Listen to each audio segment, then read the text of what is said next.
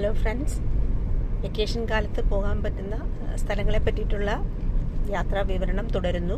അപ്പം മസിനഗുഡിയിൽ നമ്മൾ എത്തിയിട്ട് അവിടുന്ന് അടുത്താണ് ബന്ദിപ്പൂർ. അപ്പം നമ്മൾ മസിനഗുഡിയിലെ കാഴ്ചകളെല്ലാം കണ്ടു കഴിഞ്ഞിട്ട് നമ്മൾ ബന്ദിപ്പൂരിലേക്ക് പോവുക. അപ്പം അവിടെയും നമുക്ക് മൃഗങ്ങളെയൊക്കെ സ്പോട്ട് ചെയ്യാൻ പറ്റും. എന്നിട്ട് വേണമെങ്കിൽ നമുക്ക് ബന്ദിപ്പൂരിൽ സ്റ്റേ ചെയ്യാം, അല്ലെങ്കിൽ തിരിച്ചു വന്നിട്ട് മസിനഗുഡി സ്റ്റേ ചെയ്യാം.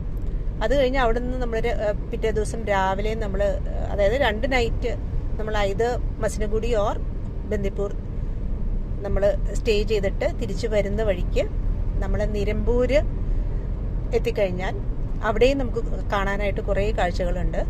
അവിടെ ഏറ്റവും ഹൈലൈറ്റ് ഉള്ളത് world's oldest tea plantation, British ഒരു കളക്ടറായിരുന്ന കോർൺവാലിസ് സാഹിബ് നേതൃത്വത്തിൽ തുടങ്ങിയ 1842 ആൻഡ് 1846 നിർമ്മിച്ച ഒരു ഏകദേശം 1500 ഏക്കറോളം സ്ഥലത്ത് 1 മില്യൺ ടീക്ക് പ്ലാന്റേഷൻ, ടീക്ക് ചെടികൾ ഉള്ള ഒരു പ്ലാന്റേഷനാണ് ഈ കോർൺവാലിസ് ടീക്ക് പ്ലോട്ട് എന്ന് പറയുന്നത്.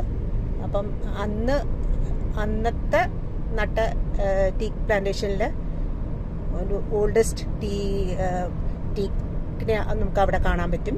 പിന്നെ അവിടെ ഈ ടീക്ക് മ്യൂസിയം ഉണ്ട്, നിലമ്പൂർ ടീക്ക് മ്യൂസിയം. അതിനോട് ചേർന്ന് ഒരു ബട്ടർഫ്ലൈ പാർക്ക്, അങ്ങനെ കുറച്ച് കാണാനുള്ള സ്ഥലങ്ങളൊക്കെ ഉണ്ട്.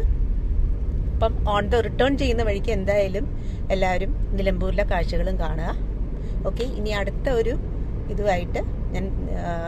അടുത്ത ഒരു സ്പോട്ടുമായിട്ട് ഞാൻ വരുന്നതായിരിക്കും. Until then bye. എൻ്റെ വീഡിയോ ഇഷ്ടമായിട്ടുണ്ടെങ്കിൽ ഒന്ന് സബ്സ്ക്രൈബ് ചെയ്യണേ. Okay then bye.